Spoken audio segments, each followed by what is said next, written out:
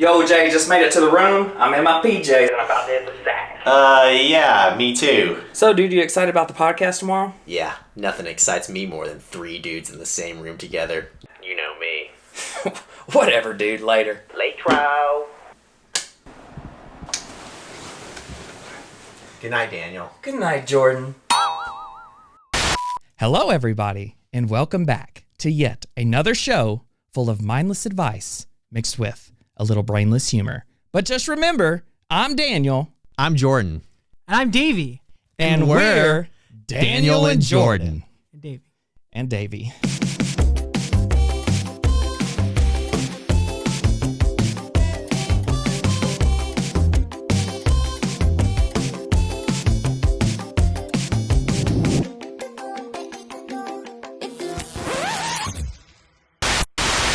Davey, thanks for joining us today, man. Thanks for having me at my house. You know, you let us chill and have the episode here in your cool little lair. Yeah, dude. And we appreciate it. Thanks for having me. Yeah. I'm very excited. Jordan? Yeah, here I am. Yep. I guess I get to come along. As y'all can see, he's got a little buddy over there, Bon Jovi. Yeah, he's checking me out basically this whole show, I think. Don't forget about Ace Frehley. Yeah, and Ace Frehley. Yeah, Ace. He's the much cooler one. And a guy who kind of looks like Bill Murray, but I can't tell who that is. That is Archie Bunker. Yeah, All in the Family. Yeah. I knew he looked familiar, but the tattoos were throwing me off. Yeah, it's a pretty stupid shirt. Yeah. No doubt. All right. Well, let's get this bad boy started. So, Jordan, let's take her away. Well, Davey plays in the band Freshman 15 and has written, how many albums have you written for Freshman 15? 3 full lengths. 3 full lengths. We grew up, me and Daniel, playing pop punk, and we actually have played a show with Freshman 15, and back then we were kind of starstruck, or we loved the music. We used to play California on acoustic. We used to play that cover, honestly, at shows. Yeah, all the time. We would just cover we songs. actually told everybody we wrote it. Yeah. No, but funny story though, like we didn't even know who Freshman 15 was. Most people don't. And then Jordan was like, hey, check this people out. This is who we're opening for. And I was like, dude, this is sick. Do you remember? Because we heard nothing about him. We just saw him on the flyer. Yeah, y'all were the most like well put together band we have ever played with. Yeah. Most of the time we're playing local shows. You know how it is. Like the bands are as put together as we were, which is just enough to have songs and then practice them a couple times. And so, yeah, we were really excited. And I think if I remember correctly, the In Crowd, We Are the In Crowd played that show as well. Did they tour with y'all for a little bit? Yeah, we did a few tours with them back in the day. And God, I miss those guys. Yeah. They're so good too. Yeah. And I remember they dropped the We Are and they just went to the In Crowd and all that. But yeah, that show they were the In Crowd, then they had to put the We Are. They added it on? Because the band before had the In Crowd. That's so what they happened. Had to That sucks. I guess that in that time era, that bands were kind of doing like those long like sentences for names. So, but yeah, so we played that show with you all, and I remember you and the other Davey, right? Yeah, Davey came up and sung. Do you remember? We were having this discussion. Yeah. I thought it was "Damn It" by Blink-182, and you thought it was like either Going Away to College or... That's what I think it was, Going Away to College. Oh my God. It was one of y'all's favorite songs. You all asked us if we could play it, I think. If it must have been Go Away to College, because Yeah. I don't think we'd be like, play Damn It. Yeah. Like, that's such an obvious choice. Yeah. So y'all came up and sung that with us, and that was probably one of my favorite moments from when we played music. We never had people do that, anyone talented. So then you still haven't had it happen. No. Your vocals and Davey's, y'all's ability to harmonize together was something that you didn't see a whole lot of, and we definitely try to take pride in that. Trying to be the best vocalists we can. Like I said, we were talking before, the Beach Boys, the Eagles, like harmonies were always just something I loved and loved doing. So I really wanted to incorporate that into pop punk, I guess. We were kind of into that too. We were only 2-piece, but like Blink-182 being just 2 people and their use of 2 people harmonies and their voices mix really well. But yeah, it's amazing how much it fills up the space that's left empty in music when you harmonize and it kind of fills the void. Like, you know, I hear a lot of bands and it'll just be the lead vocal and no harmonies, and I'm like, I would love this so much more. Like, why didn't they add harmonies to this? Is mind blowing. What made you go the harmony route? Like, do you have like whenever I hear harmony, I think of like gospel. You know what I mean? Yeah, I mean, I love gospel harmonies. Yeah. It's really pretty put together. Yeah. Like, pretty put together songs and harmonies. So yeah, I really like that. And like I said, of course, Freddie Mercury, like I love Queen. So of course, harmonies is all up in their stuff. I could never imagine being as good as him at doing it, the way he like constructed his stuff. Well, who could, but it's insane.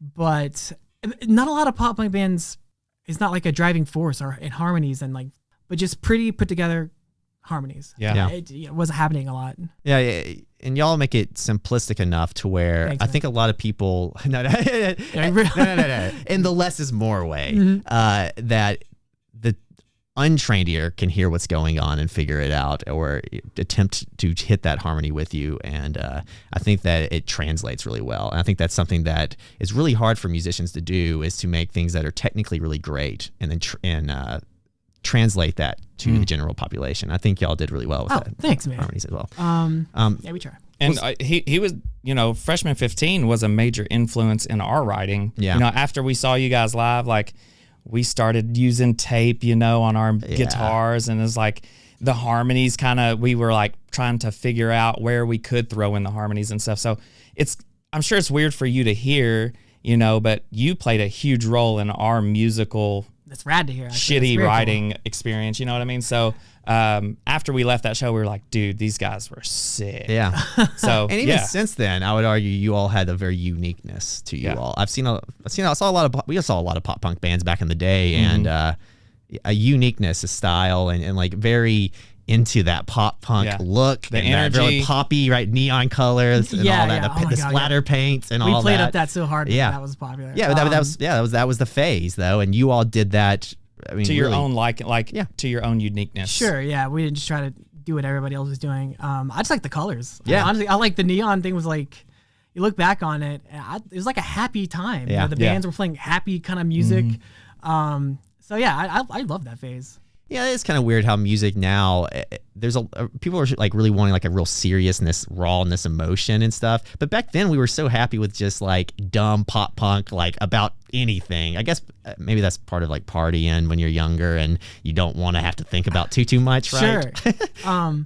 No, like a lot of this Midwest emo thing that's happening now, with Hot Mulligan and stuff. I think it's such a cool take on it. Like, as opposed to what we were doing, or do as well. We just like released an album recently, but it's so much more serious. But it's cool. I dig it. I think it's a cool take on it.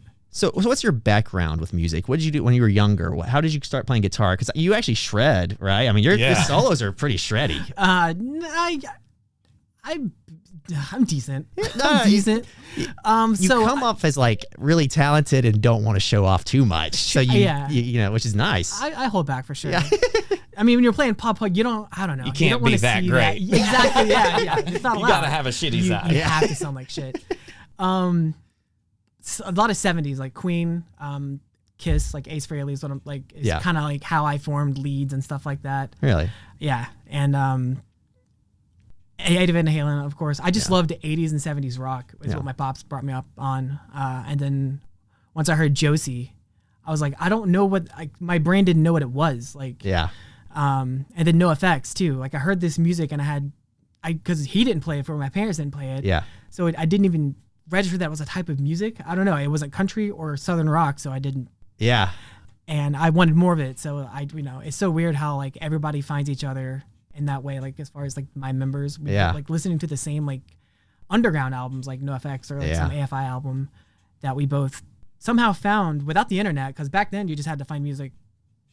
However. Like, I think I got on like Amazon when I was at work, and I just buy like anything. The album cover looked cool. I would do it. That's illegally. enough for me. Yep. I would go on some like streaming. He can't be held accountable for this. Yeah. I don't think. Allegedly, I don't know what AI is going to come up with. Downloading music from the internet, allegedly. Just music, Daniel, or don't look at any old search engine history. That's for sure. You got to delete the cookies. Yeah.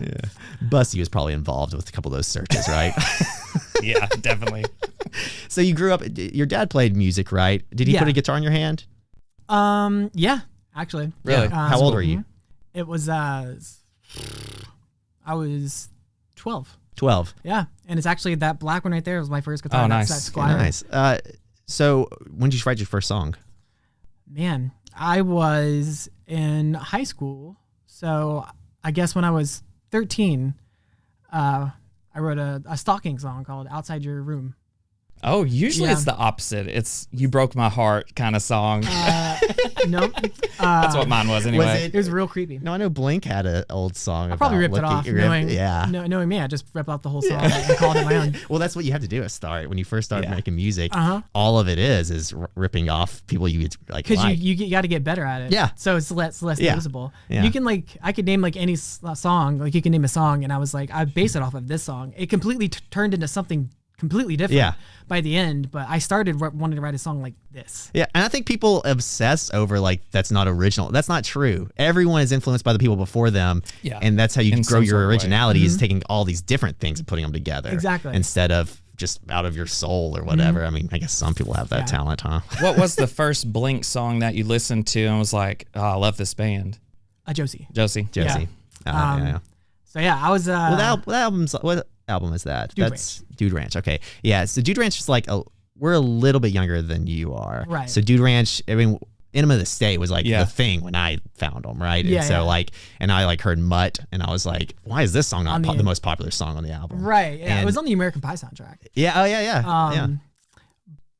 But yeah, I think Enema is a better album overall. Well, Travis Scott. Yeah. Or not Scott. Travis Barker. Travis Barker really is what made them stand out so much. Absolutely. I mean, clearly they had something. Dude Ranch, was huge for a reason. Yeah. What was he in before Blink? Was it the Wombats or something? The Aquabats. Aquabats. Yeah. I think he still plays with them. The Wombats. That's an animal. That's a band too, though. They're actually okay. The Wombats? Yeah. They're kind of like they're kind of like a dancey pop electronic-y kind of sound. They're pretty cool. I'll have to show you a song later. Huh. But so that's a little bit about your music background, and we'll talk more about his music. So you recently went through some health issues, right? Yep. And I know you shared your story on TikTok, and we watched the video and stuff like that, and it's a pretty wild story that could end up really being anyone's story. Mm-hmm. Do you want to kind of just share just like a version of it real quick for us, so everyone who's watching can kind of clue in on it? Yeah. So around about COVID, right before COVID hit, my skin started turning yellow, and my eyes. And my girlfriend at the time was like, you need to go see a doctor. And I was like, maybe I'm just drinking a little bit too much. Maybe I just need to dial it back. I'm just going to go for a couple of days. I'll just drink a little less. Got worse. So anytime I had a drink, I would throw it up. And I would force myself to drink. And then I wouldn't throw up anymore. And I wouldn't feel that anymore. So after I couldn't keep food down, I went to the doctor, had some tests run, and went to work. And then I got a call when I went to work, and they were like, you need to come back to the hospital. Something's really wrong. Your liver numbers, they don't even make sense.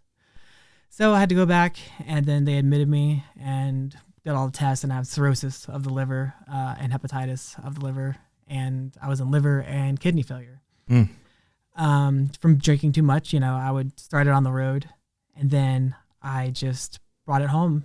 Because I was like, man, that was so fun being on the road drinking. Yeah. We had such a good time. So then I would start drinking at night. I was like, I feel better when I drink. It's cool. So I'm just gonna have a few little nightcaps. I had a hard day at work. I deserve this. And then I started having shakes in the morning from the withdrawals. And then I was like, oof, got to drink in the morning. I feel shitty all day if I don't drink in the morning. So then I started bringing shots to work, and I started going to the cooler and doing shots at work. So that all just spiraled. In like 10 years, I drank like that. It's insane. So how old did you start drinking? You said 24. I had my first 24. drink. And so I got liver disease at 37. 37. Okay. And so, my body wasn't keeping anything down. I got ascites, which is when your belly gets really big because nothing's happening with your kidney and the liver. So all this stuff that's trying to go through your body, it just falls out into your gut, and it causes it to expand, and had to get a needle inserted and suck it out. That was the only way, like just putting a needle in and drawing it out? Some people, if they don't have it too bad, they can take water pills and it'll go away. I was taking water pills as well, but I had to go about 5 or 6 times, and it would take about 5 liters out of my belly. Like a pregnant woman. It was insane. So yeah, I got so bad that my muscles started deteriorating. I couldn't hold anything down to eat. My pops had to shower me because I couldn't move. Everything sucked. How long did that last for? Like this phase? A good 8 to 9 months. Wow. And then once my liver started to heal itself, I could start keeping food down, and just over time, about a year and 2 months, I could finally start walking again. And Dang. Walking again? Walking again, yeah. I heard to walk down the stairs. Coming down these stairs, I remember collapsing and crying. Where would it hurt? Everywhere. Just everywhere. Any little step, you could just feel it shoot up really? My body, because my muscles just. Man, it was. So you feel like you were dying. Dying, yeah, and I guess I was. So did you have a acceptance of death at this point? Yeah, I was on a liver transplant list. I was kind of always hoping, but during that time when I couldn't even go down the stairs, I wished I would have died. Yeah, it's a painful thing, and I'm lucky that I could stay away from booze and turn it around, because otherwise, if I drink now, at least my doctors have convinced me I'll die. Yeah, I'm not gonna explode, or something fucking like that. But burst into flames. Yeah, then that's it. Yeah, that's a wrap.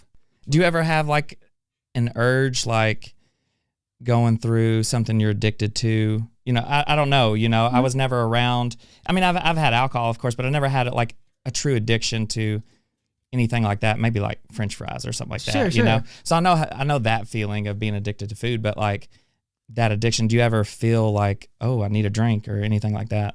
Yeah. Sure. It doesn't go away. But it's not a drink. It's just something. Yeah. Yeah. I just can't moderate stuff. Like I told you guys, I run 9 miles a day. My doctors say don't do that. But for something, I have to run that much. Otherwise, I don't know. Or when I can't just have a piece of sugar. I'm going to have to eat the whole fucking bag of whatever you put in front of me. So I completely relate to a that moderation feeling. Problem. Me and I have several of my friends have that same thing where it is it's a moderation issue that everything's bad when it's not moderated. Exactly. Which sucks. People can drink. This isn't even about drinking. Yeah. It's about just not moderation. In anything. And I went through years of drinking really heavy. When I was in West Virginia, I gained 40 pounds. My dad had cancer, so I had to shave my head with him. And so I was 40 pounds heavier, bald, looking like a worm. Yeah, he looked terrible. I looked awful. And so a worm. I did. Well, what do you mean bald? You have the same hair that you. Yeah, I just shaved with my dad who had cancer, so I shaved my head with him. Well, now I feel which was just a horror. Jesus. Don't worry, he's my dead. dad. Oh, Christ. And he's not joking. He worked at a funeral home. He's cool. He thinks this is hilarious. I hope. So he was in the right place. Yeah. So I get that idea of moderation, and it's such a slippery slope that it turns into other things, which is funny that now you have the running thing. 9 miles is pretty insane a day. It's I don't know. It fucks with me if I don't do it. Yeah. So I still have that problem. Like I said, with sugar, I'm better off just to not eat sugar. Yeah. Because if I just eat one, I'm gonna eat the whole fucking thing. Yeah. I'm the same way with Reese's. So the Reese's is my fucking kryptonite. Yes, man. That's my favorite. Give me some bones. Such a bummer. I need some Reese's in my life. Because they make so many different moderate. What's your favorite Reese's? Right now. Take 5. Take 5? Yeah. The sweet and salty is just amazing. Sweet and salty. It's got the pretzel, don't it? Yeah, Take 5's got the pretzel. It's got yeah. I was like, is that Are we eating the same candy No, bar? I thought that was a Reese's brand. No, I haven't heard of Take 5's got that sweet of the chocolate and stuff, and then the saltiness of the pretzel. Have you had the Reese Big Cups yet? I have. The pretzel ones? Is Big Cups just we got pretzel? It's just like an innovative product. Or you just say you wanted the a best big thing Reese's. And the newest one, the caramel. The caramel ones, it just drips caramel out the middle, dude. It's gnarly. Well, they got to figure it out, I guess, huh? They're making but then it goes Yeah. Fast Break. Yeah. No, above Fast Break is Nutrageous, and then it's Fast Break 3. Wait, you say Nutrageous is better So than you like Fast more Break? the bars than the classic Reese's? I like the white chocolate Reese's. I never tried those. My they're pretty good, dude. Huh. The Nutrageous is chunky, right? Chunky peanuts, right? It is. Which I hated that when I was younger, but now I've gotten older. How did you used to eat Reese's as a kid? Did you just poke the center out? You did. Yeah, I did too. I did, which is You just like poke the center out and you watch it. No, I just nibble on the outside and then I go the whole thing. There's a couple ways to eat the Reese's. Like, that's stupid. I used to eat it like a little squirrel. You guys look stupid. No.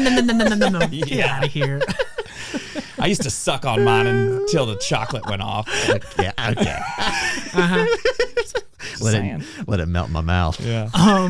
Not my hand. But yeah, 9 miles is nuts, dude. Like, the only time you're going to see me running is from a bumblebee. I'm going to be... Well, I mean, clearly you do something. Yeah. I just watch what I eat. So I was 245 pounds.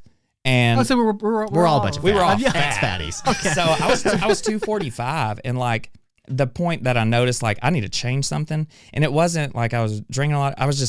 I love food. I'm not picky, so I will eat anything, and then it's not, one plate. It's like I'm gonna keep eating till I'm sick. Yep. You know what I mean? And that's why I say I was addicted to food. And I was 245 pounds. I was just beefy, had a huge ass. To some, he did. I look good. To most. To myself. But like bending down and tying my shoes, I was out of breath. That's when you know it. I was like, holy shit. And then like playing soccer with the kids, and I'm like, dude, I got to do something different because I want to enjoy this moment playing with the kids. I want to bend over and tie my shoe and not be like your belt is cutting into your gut and you're just like heavily breathing, And I was like, I got to do something. So now I do a diet of Chick-fil-A. I get their grilled chicken wrap and a side salad. I eat the grilled wrap for lunch, a diet lemonade, and then my side salad for dinner. Mm-hmm. And then I drink a couple protein shakes throughout the day. And I've lost I'm down to like 187. I'm almost down to my high school weight, which is crazy. That is insane. Yeah. See, I cheated. I just got liver disease. I should just do that. That's way easier. Lucky? Yeah. Lucky you. This fucking braggart over here. Well, that's an insane story, though, that you have. Not a lot of people, I think, come out the other side. And even on top of that, to be able to turn into sobriety and not to just fall into that pit of helplessness that is something. That's not, a lot of people just let themselves fall into it. Yeah, and it is sad. The people who don't make it, like it's tough. What pulled you out? Like, what was that thing that, made you put your head on right? Mine was tying my shoes and I was too fat. Yeah. You know what I mean? So, it's just, I could feel myself, getting just happier. I know it's just getting better with my muscles and my body, but the clarity of just not having it been on, like I've been drinking so long that it just consumed my mind. It's insane how much clearer everything is. And I was like, I want more of that. And I just don't want to die. Like this sucks. And I cannot imagine dying like this. So I just tried. I didn't want to eat, like, even though like my body needed it, I couldn't eat, but it's just, I don't know what pulled me through. But I know like right when I got better, like I listened to music the whole time. Yeah. I told him like I went through a deep dive on a lot of bands' discography when I was just laying in bed, like Queen and just Weezer. Yeah. And I did Save the Day, and I was just appreciating music, which I always have, but like, it hit me in a different way. So music, honestly, was one of the major factors, and that's when I could play a guitar again. I immediately started writing the words that I had written down, the song Second Chance, when I was in the hospital. I started putting the music together. So I think music is the final answer. Yeah. It's amazing how like you kind of come to this conclusion where this album is kind of like a legacy that you'll leave behind once you're gone. I guess I'm not sure how you feel, like I think a lot about like my legacy when I'm gone, and that like I want to live like a digital footprint because I'm a conspiracy theorist, and I think of like this is like the first wave of digital world that's going to live forever. And if you want to be remembered in the right way, it's what you put out there. Well, I think you've left your digital footprint over on OnlyFans, so it wasn't a foot long either. But yeah, the music is like this. I want to put an album out there that people can listen to in the future, and it can mean something to someone even when I'm gone. That there's some value I've left in the world, and it's great that you found that and got to have the opportunity to make a new album, which transitions us into the word of the week. Yeah, we have a word of the week. And this week, no. Well, now you know. Okay. Yeah, we didn't prepare them at all. This week, the word of the week is second chances, which is not only the name of your new album, which plays into your feeling of healing from your cirrhosis, which I told Daniel on the phone was psoriasis of the liver. It's so. Oh yeah, dude, that was so. And his fiance is a nurse practitioner. Like she's going to school to be a nurse practitioner. He called me. I was like, so what did he have? He was like psoriasis of the liver, and I'm thinking, is that a thing? And then, oh yeah, really real. He's on speakerphone. Anytime I talk to people, they're on speakerphone. Yeah. My wife's doing laundry. She's like, did he just say psoriasis of the liver? And I was like, do you mean cirrhosis? And he immediately was like, yeah, that's it. My God. The feeling of, damn it. Before I got cirrhosis, I actually had psoriasis or eczema. You had the best of I both knew it. worlds. Yeah, I knew it. Yeah. So I would always get like splotchy like on my legs, and I would always call it cirrhosis. And my girlfriend at the time was like, that's not it. You don't want that. So quit saying that. I was like, oh, I'm so dumb. But boy, did I show her, because I got cirrhosis. That's so funny. So second chances. Second chances. So for me, second chances, what it means is for you, like you had to go through this massive thing to get that feeling of second chances. And I think often we allow ourselves to run ourselves into the dirt until the consequences hit us to get that feeling that we have a second chance. But if you really wanted, you could think right now as an anchor moment to where you can make that pivotal change before it's too late, before you have to deal with consequences of your actions if you're doing something that you just in the future think you'll regret. And for me, my fiance not too long ago kind of have a talk with me about being irresponsible about my health, and that was a great anchor point. It was great to have someone in my life to say something instead of, I probably would just kept running my life into the ground more. I would have just kept eating unhealthy. I kept, not taking care of my teeth, which I now have had to deal with those issues because I didn't do it early enough. And I think that it's important to think of a second chance as like now, as opposed to waiting till it's late and have to get lucky to be here for your second chance. And well put. Yeah, and so you have your album Second Chances that just came out. Second chance. Second Chance. Sorry, God. I tried my best to do the research. Try to give me psoriasis and rename my album. This fucking guy. Yeah. I actually want to get on the album now. Go back and rewrite. Is it too late for a feature? Yeah. I could throw in some na-nas. Yeah. And so when I listen to the album, it starts off on just like a killer note. It seems like, was that the first song you wrote, Second Chance? It was the first song, I'm assuming. Yeah, and that really seems like it paints the whole picture of the full album and really sets you up for it. And it's very, as I was talking to Daniel, it feels like a musical, kind of. Like you're very playful with it. It's very like a theater. Like you're open and free with the arrangements. It's welcome to go into new areas, and like maybe it's more upbeat at times and stuff like that. What was like the process of writing that song like? That's a very good way to put it. Like I wanted to, because it does start off sad. It starts off with me in the hospital is when I wrote the first one, and I was just down. I was thinking I was gonna die. So yeah, it does start you off on a very kind of sad note, and then as you move through the album, it's me accepting the middle track, life of, what is it? Oh my God, I can't remember my own track list. No. I couldn't remember my own words to my song, so it's okay. The party's over. Party's over. Jesus Christ, David. Just so you know when I'm serious, when I call myself David, my Lord-given name. Well, my Aunt Tammy calls herself Aunt Tammy, and when she calls herself Aunt Tammy, when she talks to herself in third person, she embraces she means business. God. Like Aunt Tammy gonna come down there and kick somebody's ass. You know she's serious. Aunt Tammy. Yeah. And she loves NASCAR. That's so you really know she means business. She's falling real hard to that she's hardcore. Kentucky stereotype. Yeah.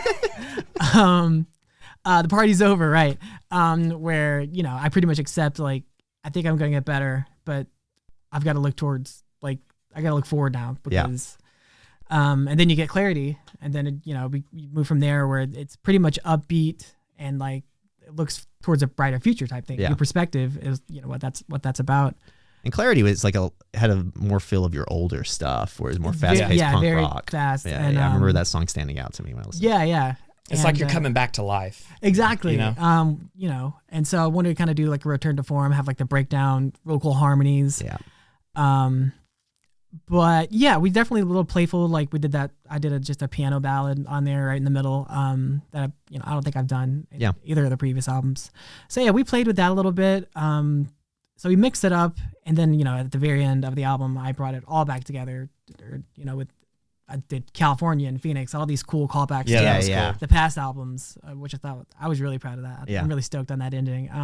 So yeah, I did want it to kind of feel like not quite a musical, but I at least thematically to get like cohesive. Yeah.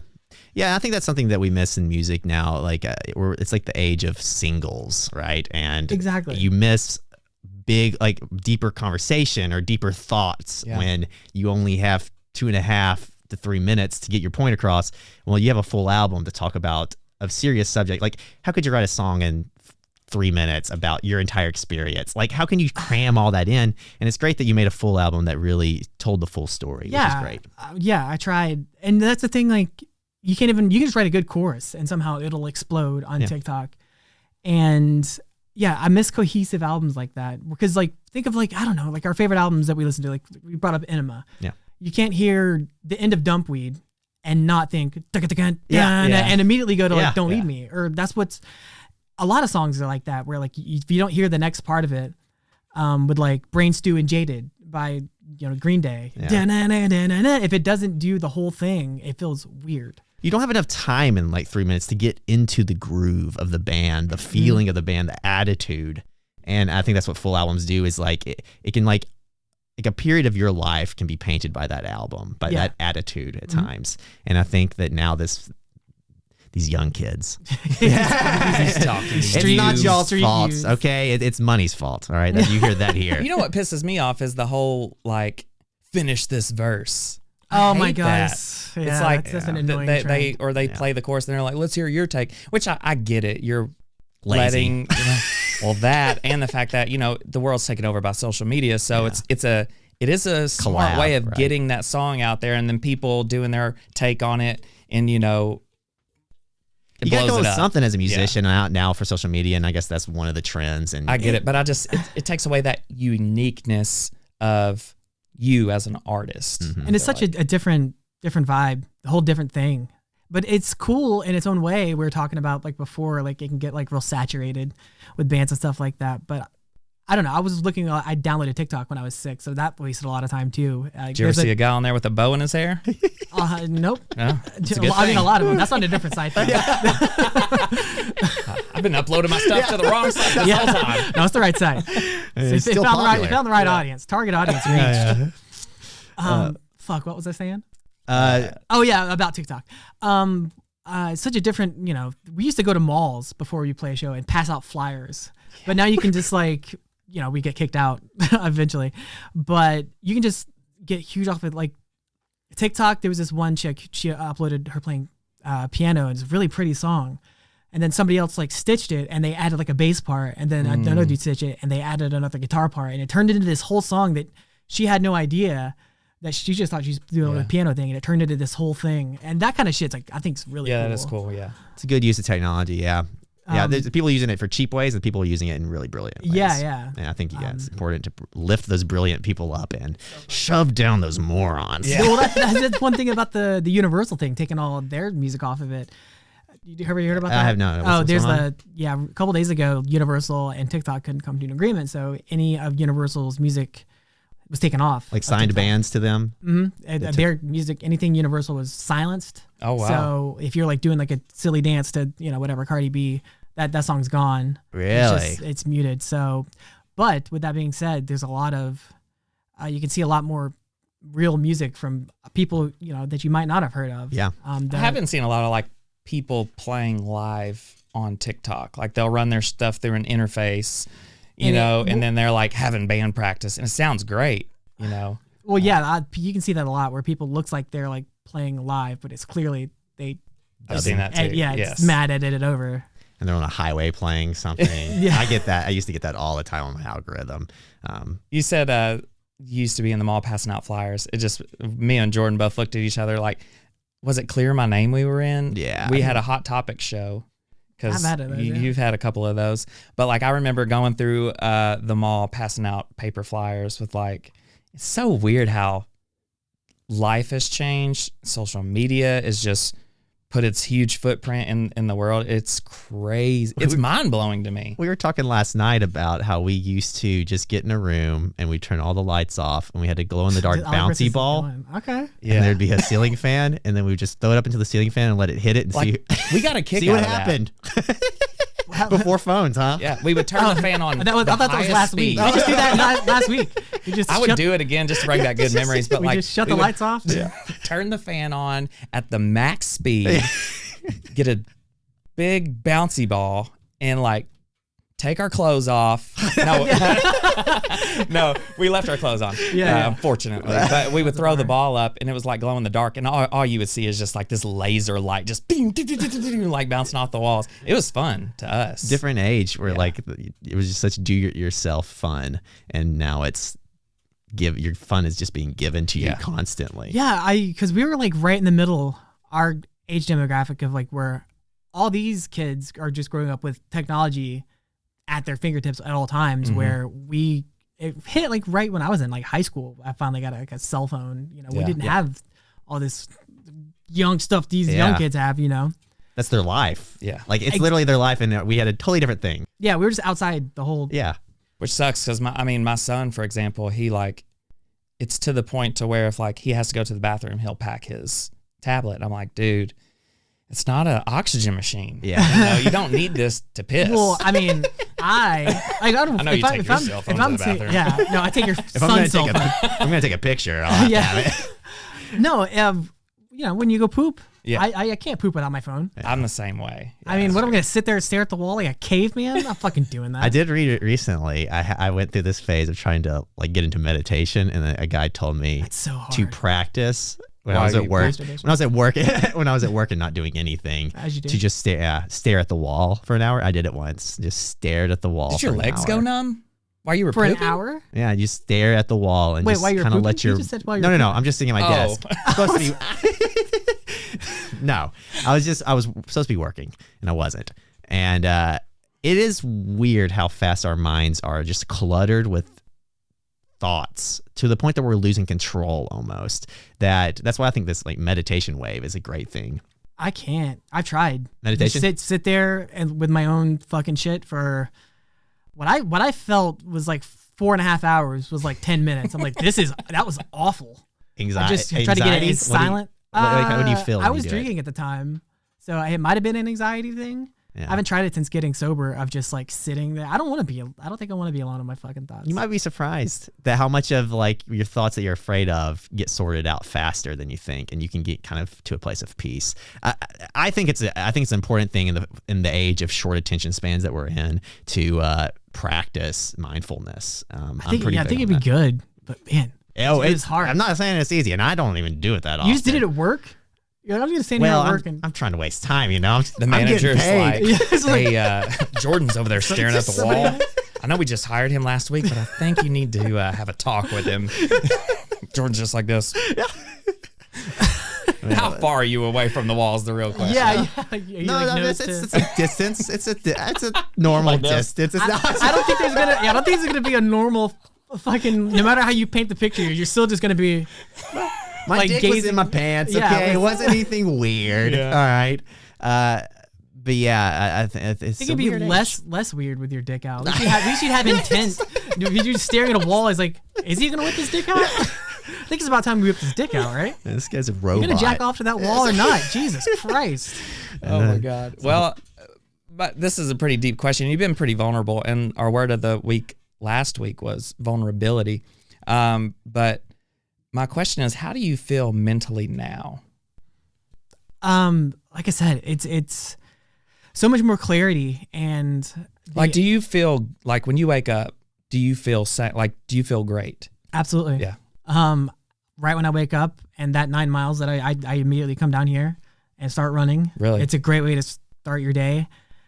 God, when I was drinking, I didn't even. I can't remember the last time I don't think I exercised when I joined it. That's how I got so heavy. What time do you wake up now? Do you let your body wake up? Do you set an alarm? 6 a.m. Yeah. 7 a.m.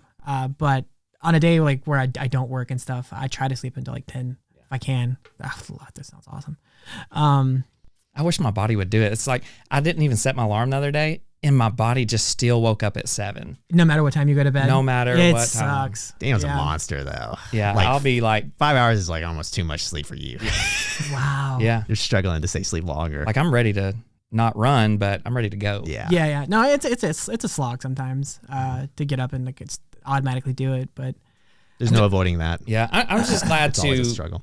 to hear your story of, you know, who you were, and we talked about this last week, but like piece of shit. who you were, Me too. what you went through, who you're becoming, because we're constantly growing, you know, Trying, and just understanding that, you know, and for you guys watching, like no matter where you're at in your space of this world, headspace, whatever, it's like no matter what you're going through, stuff's possible because, you know, he's a walking story, you know what I mean? So there is a way to get over those issues or those problems, and how he coped with them, how I've coped with mine, and how Jordan's coped with his. It's like there's light at the end of the tunnel at the end of the day. Yeah. You know?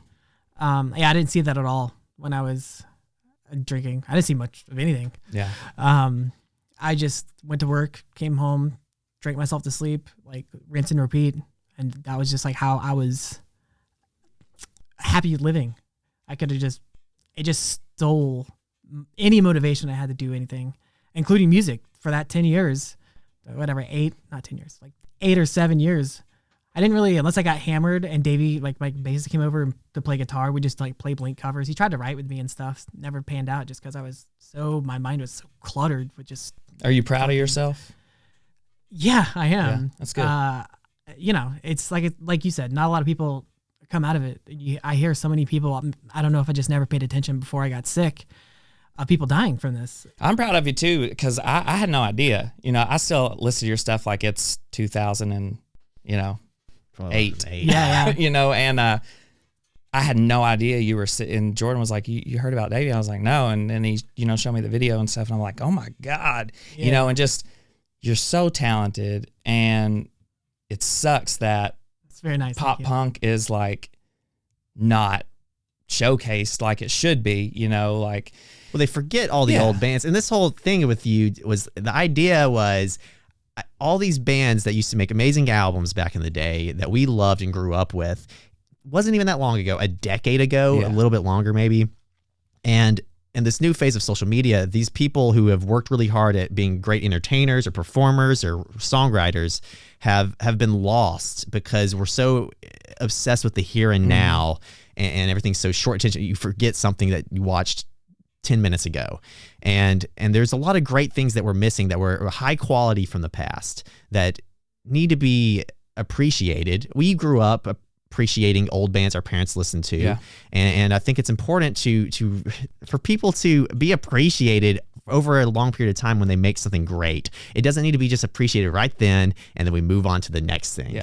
And I think that it's great that we can have you here to do this. What's your social media? So you have your own page, right? And you have there's a Freshman 15 page, right? Or Instagram. What do y'all use the most for social media? I just my your main page. Instagram. Yeah, mine. Okay, and it is Davey Freshman 15. Davey Freshman 15. Give him a follow. Yeah. You posted a song recently, playing it acoustically, right? An old track. Just Phoenix and Keepy. Yeah. Just do a little jamming. Yeah. Jamming. And I'm hoping he posts more content that you can see. And I'm hoping people follow us and you. We don't know how I'm ready for a new album, so your ass better get to work. Oh yeah, it's been what, 6 months? Yeah, I gotta. Right, you know, I got to get a new thing. I can't have liver disease again, so I really gotta. Maybe I can write about my herpes. Yeah. A whole album about my herpes. I can give you vulnerable. mine if you're interested. You already did. But Jordan was talking about how we used to listen to our parents' music. What's crazy is Cadence gets in the car. Cadence is, how old's Cadence? 12? Yeah. And I don't know. She's 11 or 12. It's my daughter, and I feel so shitty that I can't remember her age. Let's say she's 12. Yeah. Well, just animals and a cat. But so Cadence is 12, but like I love Motown. I love Stevie Wonder. I love the Temptations. Like, so I introduced her to that, and like some of Stevie Wonder's songs, like her favorite. Well, she found out So on the way to Taekwondo, I'm like, hey, I'm headed out to Atlanta to do a podcast with Davey in a band that we opened for, and she's like, open? What do you mean open for? So I had to explain the whole, you have your headliner band. And I was like, so say Adele writes a song. She goes, nope, don't use Adele. Use Sexy Red and I'll know what you're talking about. I'm like, oh my God, so Sexy Red, it's some rapper. I don't even know. No, Probably got a fat ass. Yeah, we'll play a song after this, but it's nothing to, Sexy sworn Red. to. Yeah, I mean, she's got a pretty cool story, but her music's it's great to some people, right? Everybody appreciates something. I'm not going to sit here and say it's terrible because I feel like to be a musician, you have to respect other genres and other people's works of art. But so she's like, well, who's Davey? I was like, oh, I played in this band, Freshman 15. So we popped in on Spotify and it's like a mix of everything. And some of our favorite songs were that middle album it was like Blue, Here's to Feeling Good. Yes. Yeah. And with an album about drinking. Yeah. She was like, well. I like the middle one because it played one from Throw Up Your Hands for One Night Stands and then Here's to Feeling Good and then Second Chances and Second Chance. You guys, you know what? I'm gonna shut this fucking podcast down. Shut it down. Second Chance. And and then the next night we had basketball. And she was like, hey, put on Freshman 15. 12 years old, she requested you. She was like, hey, put on Freshman 15. That's our target demographic is 10 to 12-year-olds. So it's just cool that, Garth Brooks was my thing with my dad and Rascal Flatts, and with my kids and me playing music, it's like Stevie Wonder and then just like pop punk and stuff. And, it's cool to experience that, to let my kids hear that type of music and like that's a thing. She's so used to this new R&B, hip hop, rap stuff, and you don't appreciate like not a beat machine making the music, but someone actually playing the music. How do kids that age like how does one like get entertainment? How does she hear music is what I'm trying to ask. I think it's mainly through Spotify or Alexa. Alexa's big right now. She has her own Spotify account? She has Alexa, Amazon, I guess. So she's like, Alexa, play today's hits or something, Well, I guess I'm dumb because like we had the radio, or whatever our parents were showing us, or FYE was a thing. You would go listen to scan the barcode. Exactly. So, I think the main thing YouTube, of course, just flipping through shorts. Musicians are taking shorts and creating content with it because that's the new thing. Yeah. So I think she gets a hint of the song there, and she's like, oh, I like this beat. And then she'll look up the song on YouTube or Amazon Music or something like that. Huh. Okay. How do you find new music, Davey? Spotify. Actually, TikTok has shown me a lot of I don't know. I'm such an old man. I don't want to admit. No, it's funny that we're trash talking to kids about their music, and then we just listen to the same thing we listen to in our day. Yeah, well, our parents did the same thing. They're still listening to YouTube Shorts. Yeah, Spotify. Yeah, there's a couple of pages that do some pretty cool things on Instagram now, where they like bring up like new albums like weekly, and they show you new music and stuff like that to find. I think it's pretty cool to find those people that like I think we're going to an age where you're wanting to find someone with really good taste and them to show you new music instead of like, I just want pop punk. I'm gonna go pop punk station. Right. Go to a person that you have like their taste and hear all of their taste. Mm-hmm. Right. And then take what you want, and leave what you want. Yeah. And I think that's a great way to experience music is by hearing things you would never listen to and being like, oh, I like that. I appreciate that. And I think it opens your mind. Yeah, I totally agree. Where do you put your music currently? Spotify. Just Spotify. No, we have what's it called? DistroKid, yeah. So they uploads to Apple Music. Oh, okay. YouTube Music. And all things like everywhere. Stuff. Yeah. It's basically everywhere you listen. Yeah, any streaming platform. But yeah, like then I just play acoustic stuff on my main page, Davey Freshman 15. And do y'all do shows now currently? No, not since the new album. I want to, but with the members living in every other state, it's so hard. Oh, really? Y'all are all separate? So Virginia Beach, Pittsburgh, and then Pennsylvania too. So it's pretty much before we tour. It's 1, 2, 3, play good. Let's do it. So we haven't played a show. So your practice is the shows. Pretty much. Yeah. And you start to actually sound decent on the last show of the tour. Yeah, we don't even do that. So if you did it again, we definitely have to be like well rehearsed because we never had to play new stuff. It's been so long since we recorded a new album, so we don't have that same 8 or 9 songs that everybody wants to hear. So is there?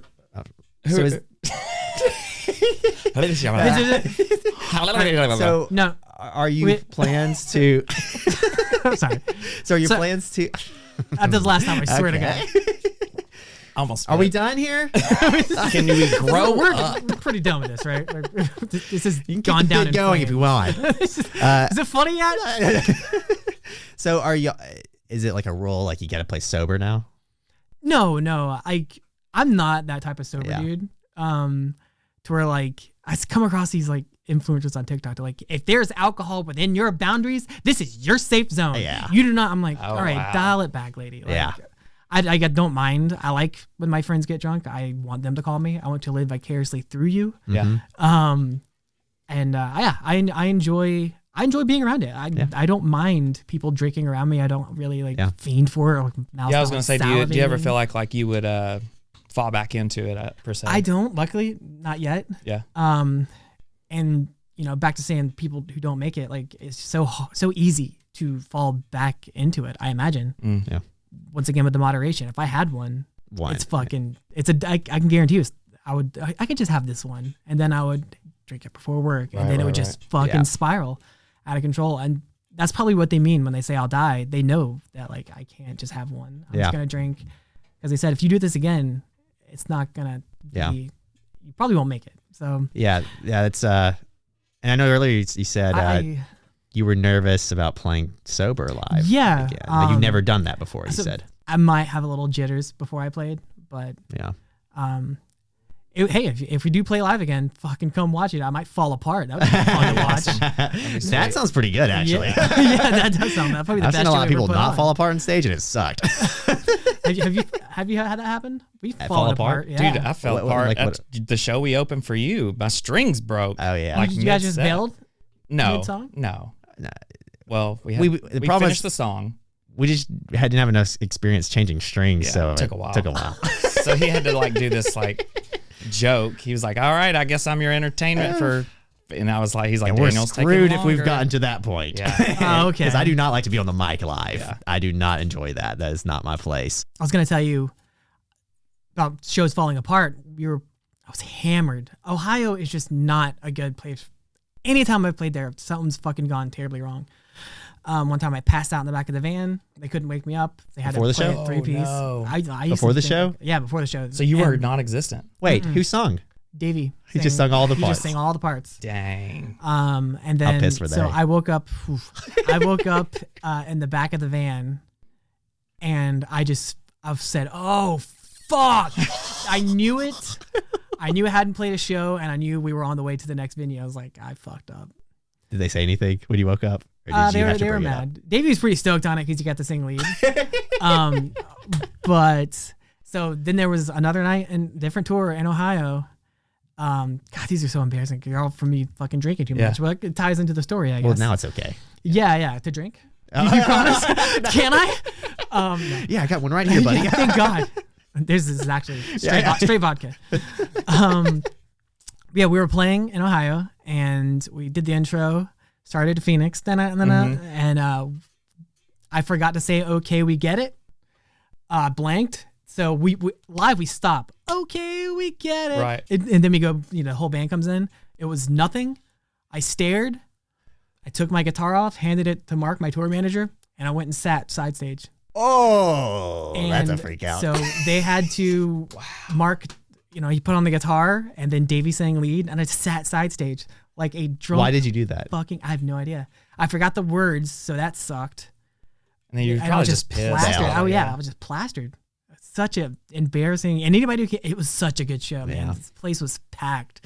I one time played a show at a bar back home, and I won't name names, but we got it was one of the first times we were just like, let's just get fucked up. We don't care about the show. The guys were like, apparently the bar wasn't going to pay us as much as we thought or whatever, and so we went up there and played the show. We had to stop mid song and restart, which is obviously the biggest no.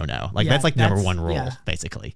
And afterwards, they were cousins, my vocalist and my drummer, and they got into like a screaming match on stage while we were packing down. Oh. And my drummer was like so upset. He was like punching his cymbal loudly. So we're like drawing as much attention to the stage as possible. And we had to just, my head went straight down, got my stuff and left. Wow, Tail just tap that. between his legs. I didn't even try to stop it. I didn't try Well, to they're help family. the You don't want to situation. get involved in a family fucking. Oh battle. yeah. Yeah, so yeah, I've had that is quite the downfall. That's I don't think we played many shows after that. Oh, I can imagine. And then we had the one we played a bunch of Blink covers at a Renaissance rally. Okay. So we won like this Battle of the Bands competition. So we got to perform at the school, and we started with "Damn It," and Jordan starts and then as fast as I possibly could play it, and then he stops. Like that, like right whenever when the snare kind of kicks in, like, and then Jordan stops. So Aaron stops, and he's like, hold on a second, and then he turns up the amp even more, and then he's like, okay, and then we start, and we killed that show though. It was after that first part was like, I was wearing my Dickies, long socks, backwards hat. I would definitely rock that. Arcade Fire shirt, which is really odd shirt to have on playing Flea. I probably didn't even listen to him at the time. My armpit, I was wearing a green Volcom shirt with like black little symbols on it, and I was so sweaty, dude. Like, there were sweat rings around my armpits, which I had a bad sweating problem when I was younger, but because you're a little fatty. Yeah, I was thick. You're a little tubby. Thick, always been thick. It's so funny. The first day I played Warped Tour, I wore jeans and like a baseball tee. Dude, that I almost fucking died. Yeah. Like, I thought I almost died with liver disease. This show almost took me out. I got off stage and I just stripped down. I was sweating profusely. I felt like I was gonna pass out. What an idiot. Yeah. I definitely wore fucking Dickie shorts and like fucking beauty's tank tops. pain. Beauty is pain. That's what I tell my daughter. I don't see how those cats do that, like the hardcore kids. Like, oh yeah, it's so fucking hot. Yeah. And you're out there just swinging and punching people, and dude, in Vegas, I wore a white T-shirt playing, and then by the time we played in like a field, and my whole shirt was brown because of like the fucking Las Vegas wind, and oh my god, it was brutal. Jesus. God, I miss Warped Tour. That was fucking fun. Well, before we end up, any socials you want to holler out? Any albums where they could find your music? So, yeah. Anything about Davey that you want the world to know? At Davey Freshman 15 is my Instagram handle, and yeah, Freshman 15 Band is the band's Instagram handle, and Spotify Freshman 15. The new album came out in when did you release that? August, I think, of last year. So I think it is time to write another album. You're right. Thanks, man. Either album or go on tour. Well, so yeah, so you can be my manager, and then your daughter seems like she's going into tour booking. Yeah. So that's good. We got to get sexy red, than me, so sexy red on the bill, and you know what? Fucking Adele's not invited. Yeah. And then we can have a special appearance of what was our band name at the time when we played we changed it too many times. Did you say Clear Path? Isn't that the one you said? It sounds a lot better than the original. Clear so Path? Yeah, Clear Path. I got a Clear Path right back. In the butt. Yeah. Nice. I think it was either Clear My Name or The Girl's the Devil. The Girl's the Devil. We did one like that. Oh, that's a cool name. Which is the Waterboy reference. So yeah, that was a That cool Girl's the name. Devil. Yeah. Well, I guess that wraps up an episode, our first interview. Thanks for having me, guys. Yeah, dude. this was a Appreciate it. great Thanks for time. letting us use was your first space time too. as well? Yeah, I think it turned out really rad. I think so too. Well, I guess That guitar back there is the one that I saw him play. OG signature Tom DeLonge. Yeah. So before I leave, can I take a picture with it? No. Okay. All right. Can I just look at it? Absolutely not. Well, that sums up another awesome episode. But before we go, just remember, I'm Daniel. I'm Jordan. I'm Davey. And we're Daniel and Jordan. Jordan. We'll see you guys next time. Thank you. And hey, Davey. if you like this podcast, seriously, send it to somebody. Change somebody's life. And mostly important, share it. We love you guys. We'll see you next time. Like my herpes. And now, a word from our sponsor. That's not true. Grow up. I hope you enjoyed our interview with Davey Fortner. We had an absolute blast interviewing him. And for you other Freshman 15 fans might know another guy named Davey Hoogerwerf from the band Red Car Wire and also Freshman 15 and helped write their newest album. He sent in a message for you all, and we're about to play that for you. And if you hadn't seen him in a while, I would say the man has had quite the glow up. Quite the glow up. And Here you go. are. Check it out, guys. Hey guys, what's up? Welcome to my home studio. This is where we were able to get a lot of the stuff done for the album, ideas, things that I was able to send back and forth to Davey. Obviously, the final product was done elsewhere, but this is where a lot of the ideas came to life. Davey would send me certain files and ideas that he had. They'd kind of get some construction and some thought behind them. I'd send them back to him. He'd say, hey, you're really bad at music. What if you tried this instead? It was a fun process. I wish I could have been there for the interview here on Daniel and Jordan podcast, but unfortunately, because we live in different states, it just wasn't feasible. So I know when you get to see the interview, you're going to be really encouraged by his story and what this album meant to not only him, but all of us collectively, as we've all been a part of this journey with Davey's health and seeing the things he went through and how it affected all of us.